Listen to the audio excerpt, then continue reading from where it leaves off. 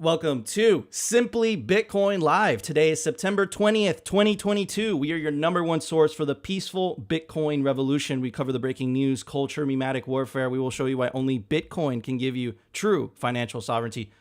And when we say that, we obviously mean freedom. But anyways, I want to introduce our very special guest today. How you doing, Scott? Scott is throwing the Bitcoin mining conference in the mining conference, better said, in Texas. How you doing, Scott? That's right. Doing awesome today. Thanks for having me on. Super happy to have you. We're going to talk about a variety of subjects. The mining conference is interesting because there's going to be a lot of pro-Bitcoin politicians that are going, and it's going to offer interesting, it's going to definitely, if you care about mining, if you care about the recent political announcements by the White House, that's definitely the place to be. That's definitely where you're going to get a lot of your questions answered. We're going to ask some of those questions to Scott today, but it's going to be a great show. But first, I want to introduce my co-host. You guys all know him. He's very optimistic. How you doing, Optimist? What's up, Nico? What's up, Scott? Yeah, man, happy to be here. It's a good Tuesday. I told Nico I was a little tired this morning, but now I got more energy. Your boys riled up, so I'm excited for this show. And since we got Scott in here, I think I'm going to take today's daily culture as an opportunity to kind of, go over some basic mining stuff. My sister and mom and aunt are watching this show now, and I'm just thinking of them, and I understand that they probably have no idea what mining is. So we're going to get back to the basics. I'll ask you some questions, and We'll give the people some sauce out there. Hell awesome. Yeah. It's gonna be a Looking great forward to show. it. It's gonna be a great show. Let's do this. Let's get to numbers. Number time. Brought to you by NODL. At this point, you should be running your own Bitcoin node. If you don't use your own Bitcoin node, you're trusting someone else's. Run your own version of Bitcoin Core, the Lightning Network, Whirlpool, and Dojo, all from the comfort of your own home. And if you're a digital nomad, you have absolutely no excuse because now you can run a NODL through a virtual private server. Visit nodl.eu today. At the time of recording, the Bitcoin price is 19,118 sats per dollar, 5,231. Block height, 754,963. Reachable Bitcoin nodes, 14,062. Blocks to the halving, 85,037. Halving estimate, April 22nd, 2024. Total Lightning Network capacity, 4,795. Capacity value, 91 million USD. Realized monetary inflation, taking the US dollar to absolute school, 1.78%. Market capitalization, $366 billion with a B. Anyways, I want to talk about this. Something that we've been talking about over the last basically this week, since the White House made it clear that they're against Bitcoin proof of work mining, that they were going to make the regulatory bar so high that it becomes basically unfeasible for Bitcoin miners, or at least that's what they want to try to do. And what they also recommended conveniently is central bank digital currencies are the end all be all. And this is another statement that I haven't read for you guys. There was so many last week, right? There was one by the White House. There was one by the DOJ. There was one by the Treasury Department. So many announcements. We're trying to get through them all. Anyways, let me read some of this. There's a lot of signal in here. It says, while the U.S. has not yet decided whether it will pursue a CBDC, the U.S. has been closely examining the implications of and options for issuing a CBDC. If the U.S. pursued a CBDC, there could be many possible benefits, such as facilitating efficient, low-cost transactions, right? It's a little bit of a jab, fostering greater access to the financial system, boosting economic growth, and supporting the continued centrality of the U.S. within the international financial system. However, a U.S. CBDC could also introduce a variety of risks, as it might affect everything ranging from the stability of the financial system to the protection of sensitive data, right? It doesn't mention how it could be used as a tool for total control, total totalitarian control. They also note that a US CBDC should be sustainable, avoiding the environmental concerns raised by some privately issued digital assets, another jab at Bitcoin. And they note a US CBDC should be functional and provide a good customer experience so that all Americans can truly benefit. So let's check out this video, this very famous video by Augustin Carson, where he says the quiet part out loud. Let's check it out. A key difference with the CBDC is that central bank will have absolute control on the rules and regulations that will determine the use of that expression of central bank liability. Fuck that. That sounds terrible. I don't know why anyone would want to do that. I don't know why anyone would want to agree to that. And I think the misrepresentation that was most alarming to me was they completely skimmed over all the cons. They completely skipped over all the potential bad effects of the government giving so much control. And at the same time, they're continuing to use climate as a narrative to attack Bitcoin. Keep in mind, it's the same climate policies that is most likely going to send Europe into the dark ages this winter, right? So, Scott, I'm very, very interested and curious to know what are your thoughts on all these recent announcements by the White House?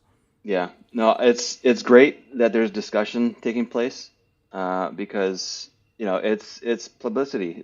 People are talking about it, so hopefully that is good for Bitcoin adoption. But on the other end, yeah, so what people are saying is something like Ethereum.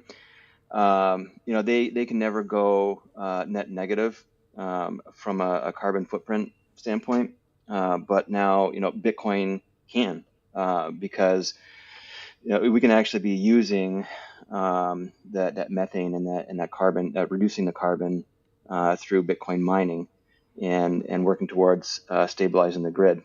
But from what I'm understanding, what I'm hearing, Ethereum can't really do that anymore because it's not based on mining anymore. Yeah, but I mean, but at what point? And I think Nick Carter did a great great Medium article kind of calling into question, do you believe that the reports last week were nefarious in nature? Nefarious or misinformed? So you believe that they're still misinformed? I think there's a lot more education that needs to take place for sure. That's a good answer. Opti, what are your thoughts, brother?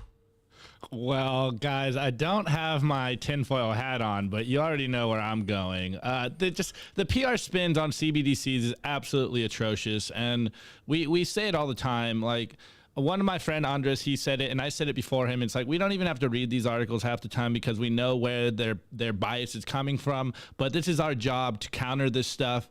And furthermore, I think it's becoming very clear.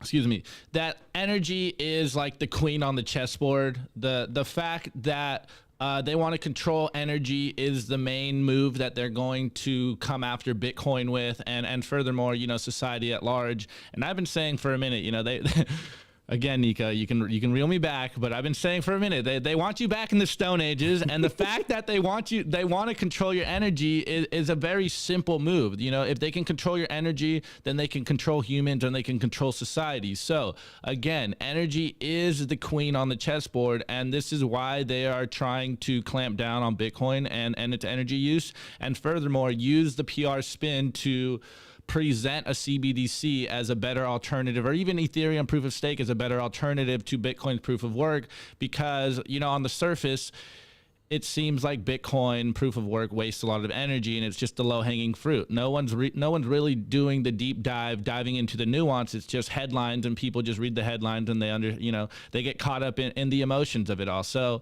again, your bias is showing, and it's very obvious to us that are paying attention. They're coming for the energy use. Yep. Scott, you wanna reply to that? I'll hit it differently. What is our side doing? Right? You obviously, your business, your how you earn money, how you maintain your family is obviously dependent on Bitcoin, the Bitcoin mining industry. Yep. What is our side doing to at least help the misinformed? So what is our side doing to help? Geez, I don't know. That's a good question. I mean, we got people like you. We've got conferences. We've got meetups. We got Twitter. I don't know if you've heard of Dennis Porter. He's got the Satoshi Action Fund. So people like him are working directly with politicians to try to educate them about Bitcoin and mining specifically. But yeah, you know, it's interesting.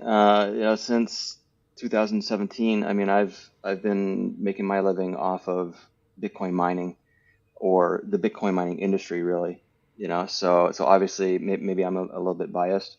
But yeah, there's definitely a lot more education that needs to take place. And like you're talking about earlier, the mining conference that we have coming up in Texas is a venue for that to take place. Does it concern you, all this messaging from the White House? What do you see it affecting you potentially? Yeah, I mean, I can't lie. It's definitely concerning. Um, People are going to think a certain way about Bitcoin and mining. If the first time they hear about it, it's all doom and gloom, and hey, it's hurting the environment. Um, so yeah, I mean, me personally, I've always been able to make money. I'm an entrepreneur. So hey, if Bitcoin mining goes away, I'll find something else to do, or maybe there's another proof of work algorithm out there. I don't want to speak heresy here, but I love Bitcoin. But hopefully Bitcoin never does anything like what Ethereum recently has done. Because then it changes everything.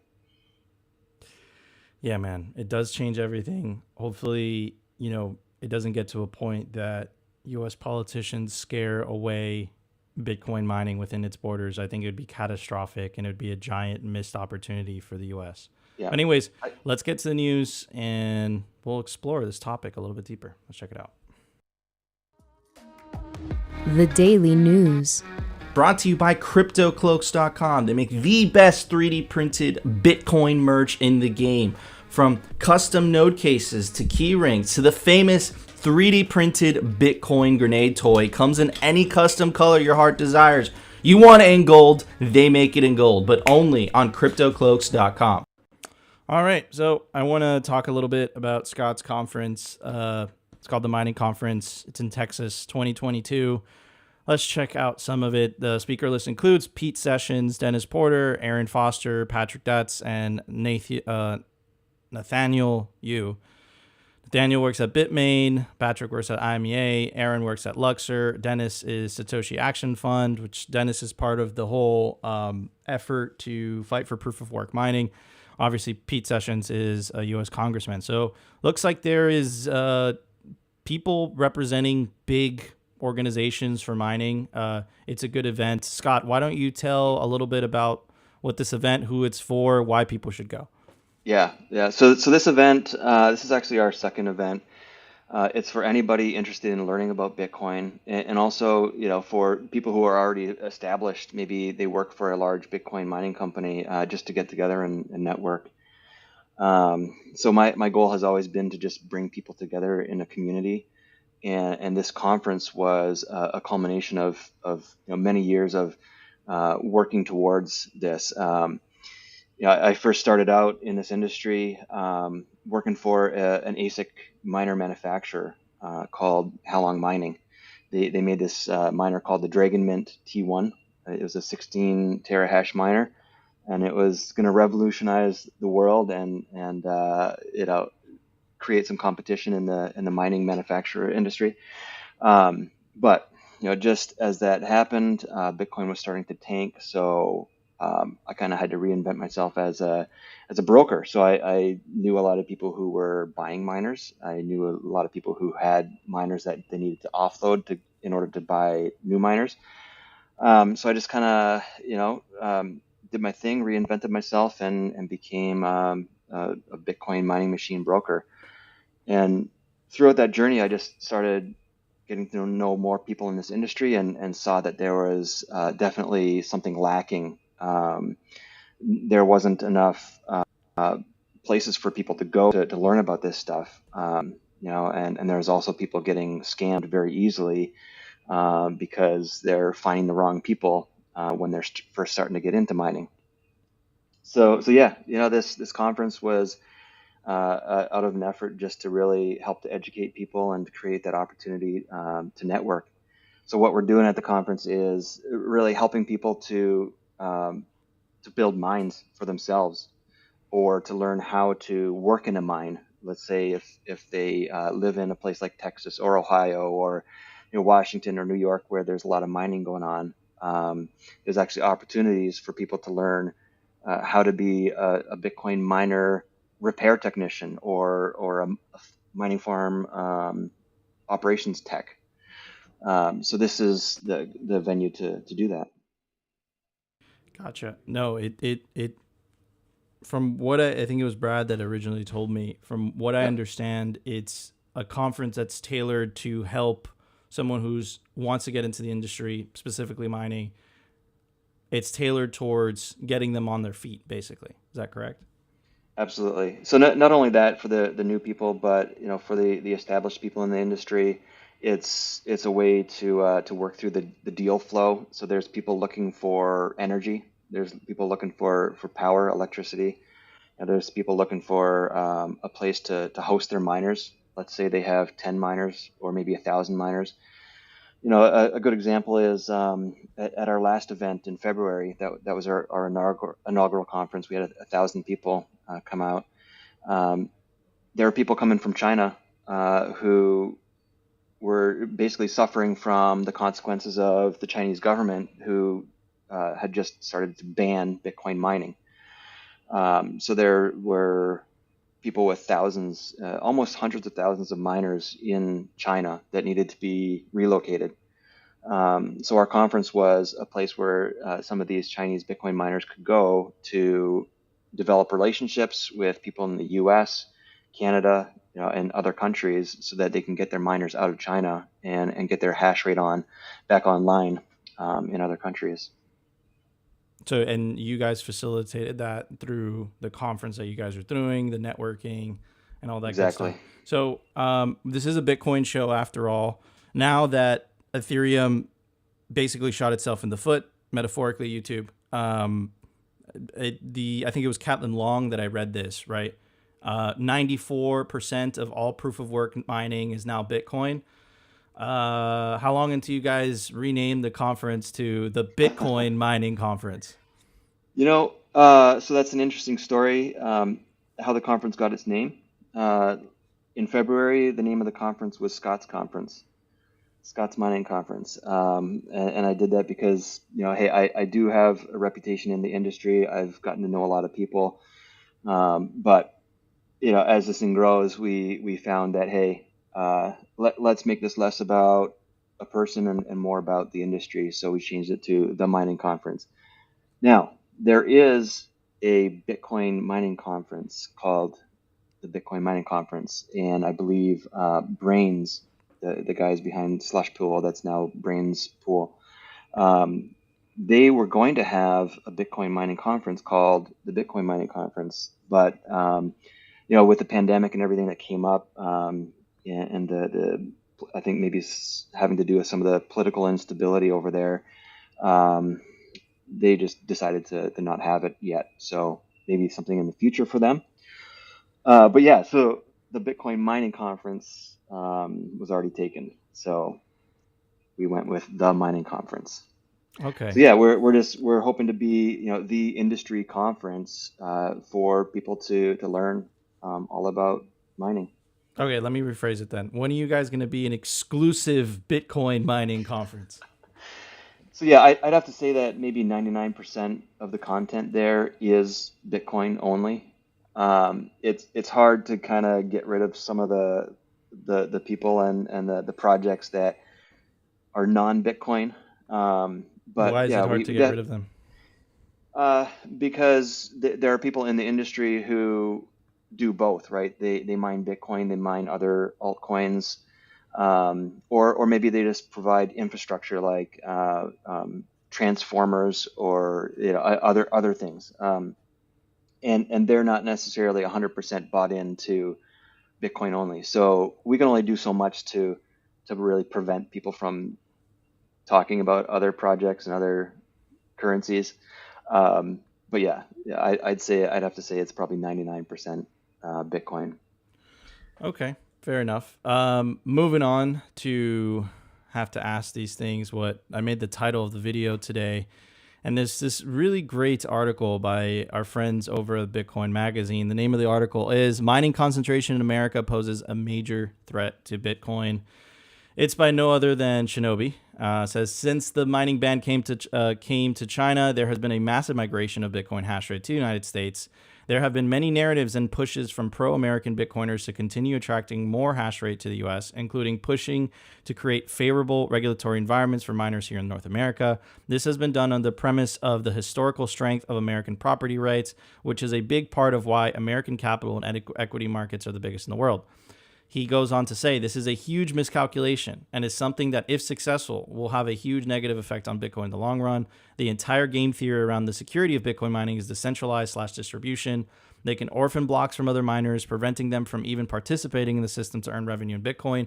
They could exclude transactions from parties they do not wish to transact, again, orphaning the blocks from any miners processing, such as transactions from the blockchain. They can selectively refuse to process Lightning channel closures properly. They could prevent pegs in, pegs out from side chains. They can entirely break the censorship resistant of the system and undermine the security of not only the base layer, but any secondary layer built on top of it to scale the system. And I think that it's no longer really a theory anymore. Marathon, huge public miner, actually took it upon themselves to start censoring transactions for the Office of Foreign Asset Control, the OFAC. The OFAC was also the government agency that was behind the sanctioning of the open source software tool Tornado Cash. So clearly, I think it is a point to concern. Does it worry you a little bit that we're getting awfully close to that 51%? I think right now we're around 38% of the hash rate is in the United States. Yeah. I mean, there's more and more hash rate movement here. So hopefully that won't be used against us or against Bitcoin mining. I can't remember if you guys have talked much about it, but with Ethereum, they recently said, well, because most of the nodes are in United States, these transactions, this is under the U.S. jurisdiction. So yeah, something like that might happen with Bitcoin. But I think, when there's things that come against us like this, when there's turmoil, when there's potential censorship, it only helps in some ways. It's maybe kind of compared to, the early Christians were being persecuted, right? It only made them want to go out and be martyrs and push Christianity even further, right? So maybe that's going to happen with Bitcoin plebs, and it'll just make us want to go out there and research Bitcoin even more and use it peer to peer even more than we are now. So I agree. Opti, you want to chime in?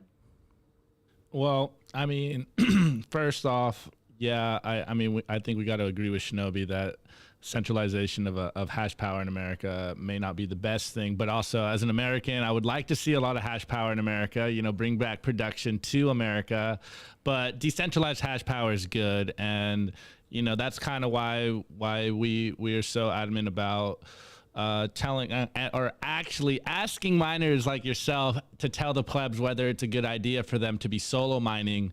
And of course, I just want to echo what Scott says, everything's good for Bitcoin as the meme goes. So as we face these concerns, it will encourage the conversations and encourage people to find solutions to these kinds of problems. So again, everything's good for Bitcoin. Bitcoiners are adversarial thinkers. So I think the free market will figure this out in the long term, but in the short term, these conversations are extremely important. So I'm just here for them, Nico. I'm just here for the conversations. All right, so let me continue reading from this, and then we'll get more of Scott's thoughts. As Bitcoin is yet another existential threat to the reserve currency and to the benefits of the rest of the world relying on its entails. The American government has every incentive to attack or capture Bitcoin than China does, even more in the case of the threat that Bitcoin represents to the US dollar. Bitcoin is a fundamental threat to the world order that the American empire has established. If the government sees an opportunity to neuter that threat, they will take it. So, question to Scott, do you agree with that statement? Do you agree that Bitcoin and part of the American, I would say Bitcoin is more friendly to state governments. That's really my opinion. But do you believe they're compatible? Do you believe that statement that I just read is an absolute, or are there more grays? Yeah, I mean, whether or not government is anti-Bitcoin or only pro CBDC, I don't know. They definitely want control, and Bitcoin does not give them as much control as maybe some of the other solutions that they've been pitched. But yeah, I don't know. I mean, there's other countries, obviously, that you guys have discussed as well recently, like El Salvador. Hey, they took on Bitcoin. They liked it. They're trying to implement it. United States can as well. So whether or not Bitcoin is going to win in the end, as far as the most widely mass adopted digital currency, we don't know yet because we're still in the infancy stage of this. But it's possible Bitcoin could be a solution, just like some other centralized digital currency could be. Whether the government backs it or not. So. Opti, what are your thoughts on that? What are your thoughts on what Scott just said?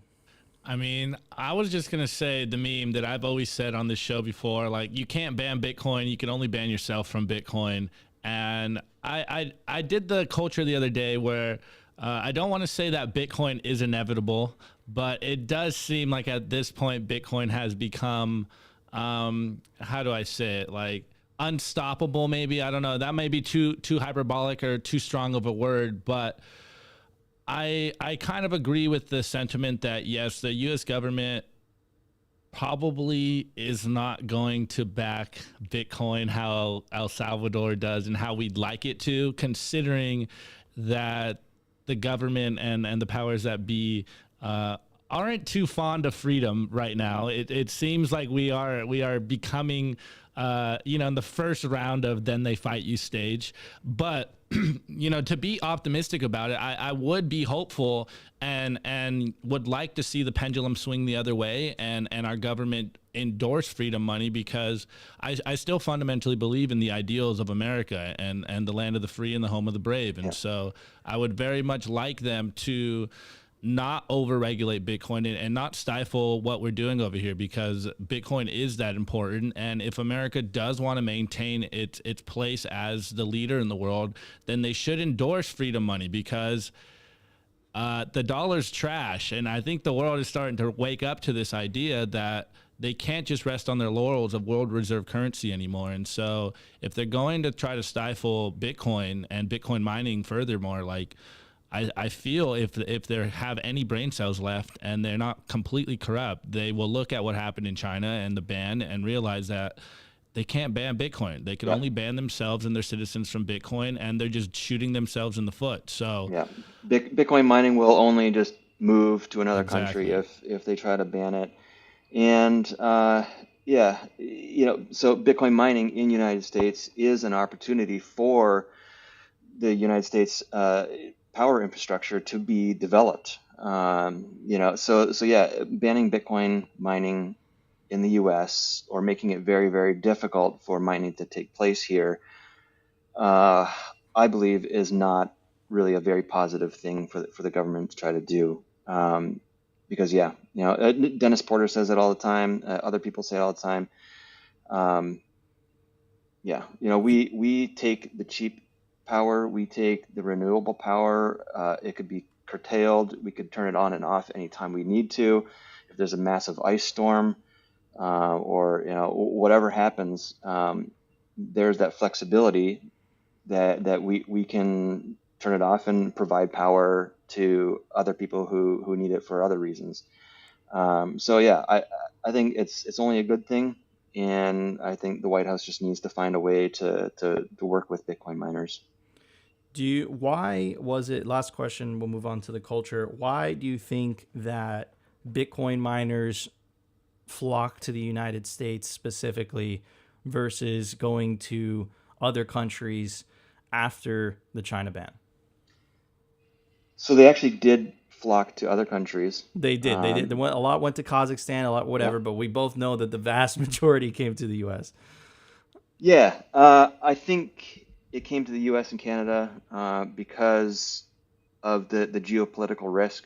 Other countries, there are dictatorships, there might be war. Um, yeah, just geopolitically, I think it seemed like a fairly safe bet.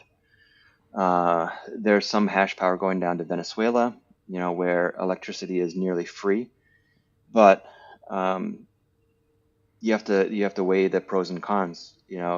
Could you get your miners stolen in Venezuela? Could they have a potentially difficult time keeping them online? Yeah, but are you going to pay 2 cents, 4 cents, or less? Yes. Could that potentially increase your profit margin a lot?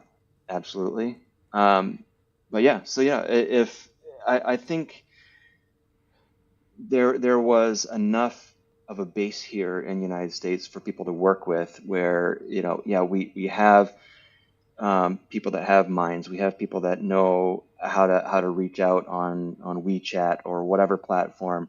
So I don't know. I think it was just natural. There were some other mines like Bitmain or Bitdeer had mines here in the United States up and running already. So the word just kind of started spreading.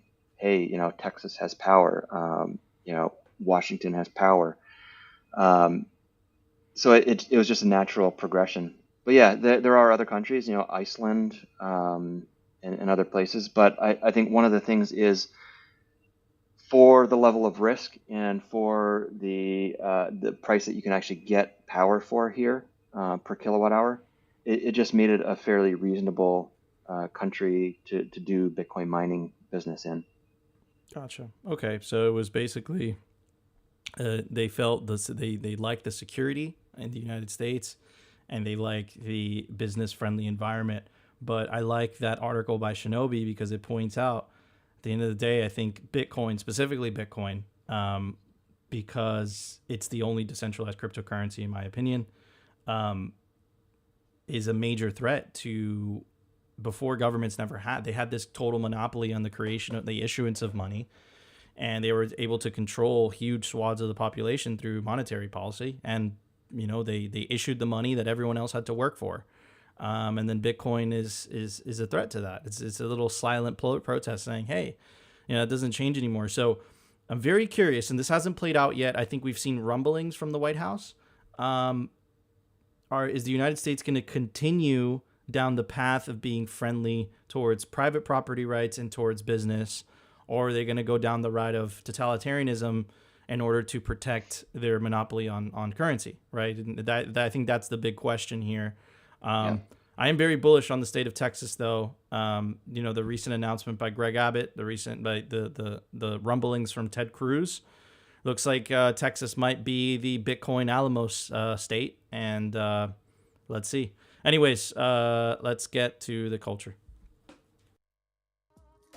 The Daily Culture. Brought to you by SwanBitcoin.com. Swan is the best way to build your Bitcoin stack with automated Bitcoin savings plans and instant purchases, serving clients of any size from $10 to $10 million. We love Swan because they incentivize self-custody and dollar cost averaging. What are you waiting for? Visit SwanBitcoin.com today. All right, everybody. I also want to give a very special shout out to Pacific Bitcoins, the largest Bitcoin conference on the West Coast, November 10th through the 11th, Los Angeles, California. Speaker list includes Michael Saylor, Alex Epstein, Lynn Alden, Corey Clipston, CJ Wilson, Jeff Booth, Dylan LeClaire, Guy Swan, Mark Moss, Parker Lewis, Dr. Jeff Ross, Nico, and Opti are also going to be doing a live show from there as well. You could take advantage of the promo code SIMPLY to get a major discount on your Pacific Bitcoin tickets. Well, guys, as I said in the beginning, in the intro, I just kind of want to use this opportunity to get back to basics for people. Maybe someone's watching this show and still doesn't fully understand what mining is. Maybe they're just, here for Bitcoin. They don't know everything. And as you see on the screen, guys, and for those in spaces, I just have the Mining Conference Twitter over here. You guys can check it out. It's at Mining Conference. But Scott, so I got a few questions over here. Like I said in the beginning, I'm going to preface this. I'm just thinking about like someone like my mom or my sister. I know they watch this show now, and I know that they don't know what mining is in particular. They know it's probably a part of Bitcoin. So in simplest terms, what is Bitcoin mining and how does it work? Yeah. So what is Bitcoin mining? So what I usually tell people is banks use servers, computers, to verify whether or not you have money in your bank account, and they basically give you permission to send money to people. With Bitcoin mining, all these servers, there's not a need for just one centralized server. It basically, the transactions in digital currency can be made because of these computers that are verifying whether or not you have the funds in your account, right?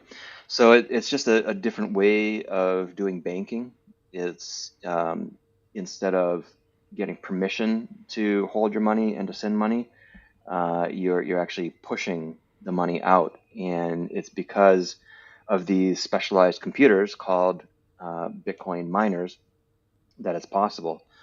So that's what really makes the blockchain run. So yeah, why trust a bank that's centralized, that has your money, that could potentially stop you from having access to your money? Maybe if their servers go down, or if they choose to say that you're not a good person. Yeah, they can do things with their computers that can stop you from being able to get your digital money out.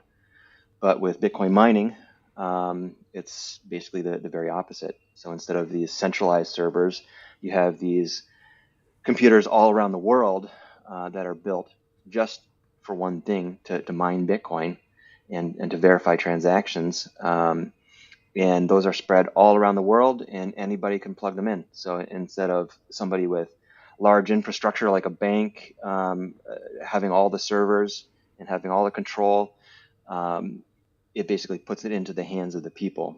So anyone can go out and buy a Bitcoin mining computer called an ASIC Bitcoin miner, and you could plug it in, and you could basically start to make your own Bitcoin, and you can mine your own Bitcoin into your own wallet if you want. And then also when that thing is plugged in, basically it's just helping to verify transactions and send data back and forth to the rest of the world. So yeah, I think in a nutshell, if that is an easy enough way to understand it, that's really what Bitcoin mining is. Beautiful. All right, the next one we kind of covered it in the news, but I think we sometimes gotta continue to beat the nails in the head. So is Bitcoin mining wasteful, or is Bitcoin mining a benefit to our energy grids? Yeah, that's a good question. Is it wasteful? I guess technically, all it's doing is just trying to guess a number. So there is a hell of a lot of power going towards nothing other than just guessing a number. but the amount of power it uses right now, it pales in comparison to other industries. One industry obviously that it's compared to a lot is mining, gold mining. So in order to have a currency based on the gold standard, which the U.S. dollar used to be, there's a lot of energy put forth towards that. There's a lot of waste that goes into that. So I think really for any industry, for any technology, that could be said. How useful is this?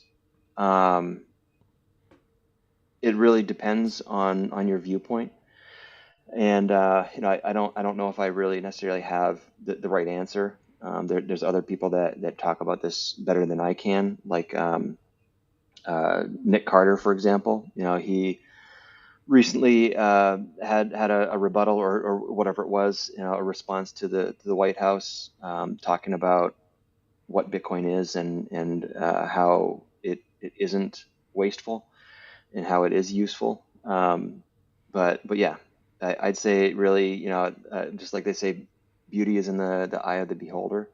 So that's a question that needs to be answered by everybody individually. But in my personal opinion, it's not a waste. It's definitely more useful, doing something more useful than many other currencies right now, including the U.S. dollar. Yeah, I'm gonna double down and say the best money in the world should use more energy, so no one can mess with our money. Use more energy. Energy is good. Energy is not bad. Convince me otherwise. The more energy Bitcoin uses, the stronger it's going to get, right? I mean that's what it comes down to. The machines that power the Bitcoin network are only getting more and more efficient, so they're actually wasting less energy every year that goes on. Every time a manufacturer comes out with a more powerful and more efficient chip, the less energy technically Bitcoin uses. So, that being said, with Moore's law, I don't know how that's going to work out in the future, but let's see innovation. Let's see, for example, the United States invest more money into semiconductor industry so that more companies can develop more efficient SHA-256 processing chips, so that Bitcoin can use less energy. But yeah, so it could be said either way. Let's use more energy to mine Bitcoin so that it becomes more secure, because the more energy it's using, the more Bitcoin miners there are, and yeah, so but it goes the other way as well. Let's innovate on technology so that we can make Bitcoin mining use even less energy in the future. Beautiful. I love it. Okay, we kind of covered this in the news section, but if you are new to Bitcoin, if you're thinking about getting into Bitcoin, we told them that they should go to the Bitcoin or the mining conference, but what would be your advice to someone that is looking to get into Bitcoin mining? Maybe where should they start? I don't know, maybe some resources or just simply like buy an S9 and plug it in at your house. What's your recommendation for people that are looking into getting into Bitcoin mining? Yeah, no, that's awesome. I think hands-on learning is definitely the best. Like you said, just buy an S9, plug it in, see what it does. Figure out how to create a Bitcoin wallet, because you want to be mining to a pool, and then from the pool into a wallet. Those are all great things to do. Other than going to a physical conference that might take money or a airline ticket, there's other things you could do. There's actually this thing called Pleb Miner Month that's taking place right now. I think September is for pleb mining. You can check it out on Twitter. But I think there's a lot of Telegram groups out there where you can get some really good information. I have a whole community that I've built over the years, since basically 2017 when I first got into this. I created a Telegram group called ASIC Miner Discussion. I I created one called Miner Repair Chat. One about mining farms and colocation, miner hosting, crypto mining containers. So you just go to Telegram and look for all these. These are all just public Telegram groups. Immersion cooling technology.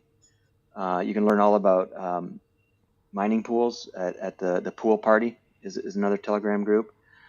But yeah, so you can actually just go to scottofford.com, SCOTTOFFORD.com, and on there is a link to all these Telegram groups under the menu item called Mining Community. So that's a great place to learn. That's really where I started out. Created a Telegram account and just started joining all these groups, and then I started creating more groups. But yeah, Twitter, Telegram, Discord. There's a lot of places to go to learn. So, But my favorite is the mining conference. So, and by the way, guys, you could take advantage of the promo code Simply Bitcoin. You get a huge discount on your tickets. Got it right anyway, here for you, Nico. There you go. Thanks, Opti. So I have one more question for you, Scott, and we get this all the time, right? Do you need to be wealthy to start mining, right? Because I think that's one of the conceptions that people have in their heads, like, wow, this stuff is so expensive. So what are your thoughts on this? When you're just starting out, could you build up a career? Could you build up your dreams if you have very little money when it comes to Bitcoin mining? Yeah, that's a good question. You don't need to be wealthy, but I'd have to say everybody's definition of wealth is different. But some people get tricked into doing cloud mining. It's where you can go and you could buy hash power. That's very rarely ever profitable. So you got to be careful with cloud mining scams. But no, you could buy maybe a starter miner, something that's a little bit less energy efficient, that mines a little bit less Bitcoin. You could plug it in and you can start making Bitcoin. Whether or not that miner is actually going to be profitable in the short term is a question you have to consider. Most people that are mining are doing it because of the potential future value that Bitcoin will have for them, not necessarily immediately. So short term, yeah, you got to find a way to pay your power bill because these things consume electricity. I plugged a few miners in my basement. My electricity bill went from like $100 a month to $600 a month. I plugged even more in my warehouse, and the electricity bill went from like $200 a month to $3,000 a month. So you got to be careful there. You always got to be able to pay your power, and sometimes you have to sell your Bitcoin in order to fund your Bitcoin mining project. But most people try not to. So if you can find a way to subsidize your mining by not having to sell your Bitcoin every month in order to pay your power bill, that's the idea. But one way that you can definitely use less of your US dollars to pay your power bill or use less of your Bitcoin to pay your power bill is to lower your power bill. And the way to do that usually is to maybe co-locate your miners in a miner hosting facility, right? So you can actually go to a company who provides a service that they will take these miners, these computers, and plug them in for you in their own facility where they have cheaper power. Now there's usually a fee that goes into that. So let's say if their power is 4 cents per kilowatt hour, they might charge you 6 cents or 8 cents per kilowatt hour just because they have to make some money in order to provide that service to you. But usually there's a company out there or somebody else that can get a miner up and running for cheaper than you can do it yourself in your own home. So that's just something to consider. Yeah, you don't have to be rich. Anybody can start doing this. It just depends where you want to get in and how quickly you want to scale it. And if you're the type of person that can go out there and find people that have money to pool in, you could pool your resources and do it together with other plebs. Yeah, so I'd say it's not difficult to get into, and it's very easy to learn just by trial and error, buying one of these cheap ones, getting it plugged in, and figuring it out for yourself. Awesome. All right, Opti, let's get to the meme review. The Daily Meme Review. Brought to you by Bitbox 2 Bitcoin Only Edition, a hardware wallet by Shift Crypto. Crypto-like cryptography. It's secure, it's open source, and it's so easy your mom can set it up. Self-custody is the revolution, and the Bitbox makes it simple. Do not leave your Bitcoin on an exchange. Order a Bitbox today. Beautiful, beautiful. All right, guys. Well, you already know the deal. This is the meme review. This is your favorite part of the show. And as Nico so eloquently put in Memetics himself, tweets are the bullets and memes are the artillery. They make our point for us. So continue to make the memes. You guys are on the front lines, guys. We are in the front lines in this information war. So continue to make the memes. And as you can see here, guys, this first one, I used this opportunity because I knew this was going to be a heavy mining episode. So I saw this meme yesterday, and I thought it was not only was it a good meme, but it's also educational. So we got Jaron Mellerud, probably said that wrong. Anyways, moving on. Bitcoin miners don't consume energy. They generate heat. This heat can be repurposed and used to heat buildings or produce food, fuel. And we got this meme right here. It's by Arcane Research, I believe. And you go, 1, electricity goes into the miner. Step 2, the miner generates Bitcoin. Step 3, the electricity dissipates as heat. Few will understand this. This is why we put it in meme form for you guys. This next one, shouts out to Maxi's Club. He is actually a true artist over here. I tagged you in the tweet today because I love this template, man. Continue to do this work. These are really, really cool. Anyways, Maxi Club goes, and this is a play on, I know all you guys watch the Pablo Escobar Netflix docu-series. He goes, when you tell your friends how Bitcoin fixes something they're complaining about and they just say cool and change the subject. Oh man, been there, done that. It's the worst. Anyways, you guys probably heard on Twitter this morning, Michael Saylor is taking all the Bitcoin, guys. Why are you selling him your Bitcoin? He bought more Bitcoin, but that's not the meme. The meme is by Susie, and she does the play on the I love cone. Actually, I got him over here. Hold on, guys. Bear with me. I love code. Michael Saylor loves the corn, guys. Continue to stack Bitcoin or he's going to take them all from us. Take it all. All right, this next one is by Lena Sichet, and she just puts one word, anti-fragile. And 2009, it's little Bitcoin. He's taking a stroll. 2014, the Mount Gox winner, and he's got a Centurion warrior helmet on because we're going through a bear market. 2017, it's the big block wars, and we're going to war with Segwit 2X. 2021, we go to war with China. We're taking the arrows. And then 2025, we are in our Bitcoin citadels fighting nation states, and they're wondering why it won't just die. Shouts out to all the Bitcoin obituaries. They keep piling up. And this next one by Wicked Smart Bitcoin, we have been dunking on Ethereum here for a few weeks now. And the fact that they went proof of stake is just a cherry on top. As we put on today's show, Bitcoin is now, 94% dominant in proof of work. Let's go. Anyways, if you guys can see in here, this is the always has been meme. Play on the always has been meme.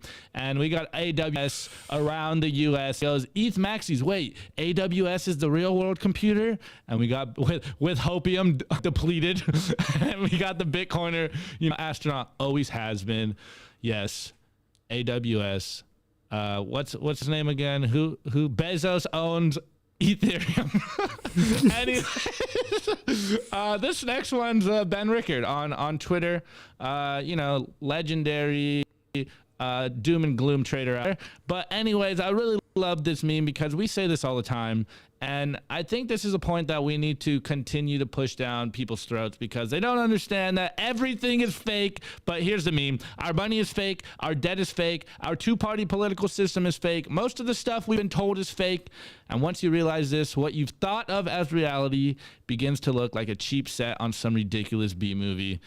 Man, I felt that one. You already know me. I'm the resident tinfoil hat wearer over here. So, of course, I'm going to add that meme. Anyways, I don't know which gadget I want to use today, but it's not going to beat Scott's score. Scott gave it a rack full of S19s, bro. let's go. Well, hey, it's not going to be that.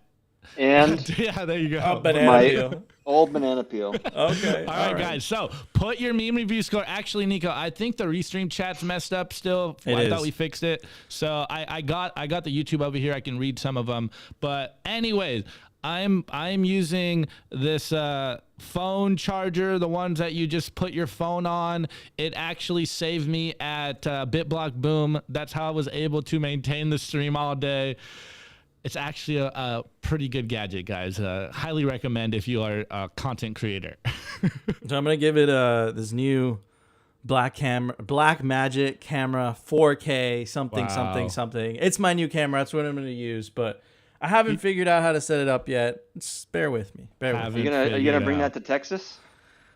I'm definitely leaning that way, but I have to get a tripod that's strong enough to hold it up because it is a big boy. And shout out to P from Bitcoin Magazine Live for the recommendation. All right, Nico. Well, I'll just read some of these out over here because there's a few coming in. I got it. Can you put it up there? You see them? Nah, dude, we can't put it up. But I could definitely read it. It says, okay. I give a butterfly miner. Oh, if you know, you know. Let's go. If you know, you know. I give those memes one jaded ex-crypto trader. I give them 1 ounce of Washington grown. Z-Logic says, I give those memes a box on the other side of the fence outside the mining conference. Diogenes says, I give those memes Scott's nice rack. Kaboom Rack says, I give those memes Scott's headphones. And we got a message from one of the homies, and I gotta read it out. I know Scott's gonna appreciate it. It is from Alex at Kaboom Racks, and he says, tell Scott Nick wants to know if getting a ticket lets us able to rub your head. Maybe my feet. Maybe. You hear that, Nick? Okay.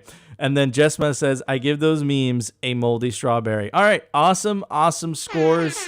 Guys, don't forget to join our awesome Telegram group. That's where you can link us Bitcoin memes to review. You got to go to www.t.me/the Simply Bitcoin channel. It gets pretty crazy in there. A bunch of plebs posting memes. Also, check out the written version of this show. Based writers. Shout out Rustin. Shout out Zach. Check out Winekiss, of course, www.simplybitcoin.news. All right, Opti, there was a website by Plebe. Let's check it out.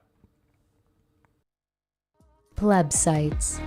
Brought to you by CipherSafe. Don't be that person that loses their Bitcoin seed due to fire damage, water damage, dog attacks. Back up your generational Bitcoin wealth on steel, and there's no better place to do it than the Cypher Grid by CipherSafe. And now check out their new Bitcoin art, the Bitcoin Rulux triangle, only on cyphersafe.io. All right, guys. So today we got for the pleb sites, websites by plebes, we got satsoverflow.io. I saw this on Twitter. I think it was over the weekend, and it's a pretty cool idea, man. You can read on the about. It's Sats Overflow is a question answer site where you pay to read answers and get paid for answers you provide.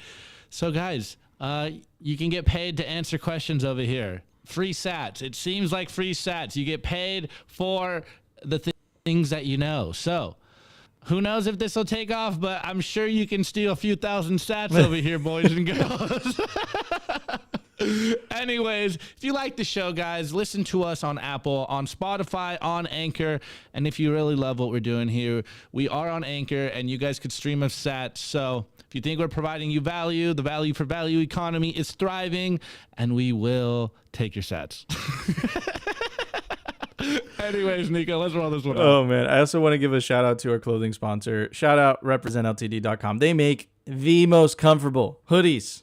Stylish. It's comfy. I'm wearing the black one. Opti's wearing the green one. The decentralized merch. It's stylish. It's comfy. It's awesome. Check out representltd.com, and you can take advantage of the promo code. Speaking of promo codes, I also want to give a shout out to the Mining Conference. Go to theminingconference.com. You could use promo code Simply Bitcoin for 60% off your tickets. This is the perfect conference for anybody who wants to get into mining, whether you want to get into the industry, whether you just want to learn. It's hands-on. That's what we put our name behind it. That's what I appreciated. We weren't too happy that it's not a Bitcoin mining conference, which it will be, but it's close enough, 99%. And we'll get you over the finish line, hopefully, Scott. Yeah. You guys going to be there? And what will you be doing there? Yeah, we're going to be doing a Simply Bitcoin live show on Thursday and Friday from the mining conference. It's going to be awesome. Go check us out on the booth. You could probably become part of the show. Join us while we live stream. It's going to be awesome. And like I said, you could take advantage of the promo code Simply Bitcoin to get 60% off the mining conference. Scott, thank you so much for joining us today, brother. Where could people find out more about you, what you're working on, et cetera, et cetera? Yeah. So on Telegram, I spend most of my time. It's offered Scott. Just got to watch out. You're not talking to a scammer or an impersonator. There's a lot of Telegram handles out there that are, trying to copy mine. But yeah, it's OFFORDSCOTT. It's offered Scott on Twitter and on Telegram. Awesome. Well, man, I'm really, really excited. I should see you in less than a month. It's going to be awesome. And we are going to continue to try to make the mining conference the Bitcoin mining conference. We're going to try to do that. So we'll see you soon, Scott. Hopefully we'll get you on the live show from the conference itself. Really excited. Guys, get your tickets. Like I said, 60% off with the promo code Simply Bitcoin. All right, guys, that was our show. If you enjoyed the show, you know what to do. Smash that like button. If you really liked what we did, make sure to hit that subscribe. And of course, we will see you tomorrow for a brand new episode of Simply Bitcoin.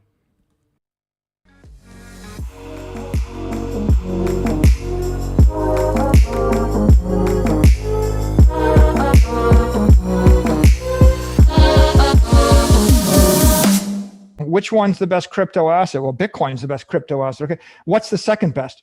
There is no second best.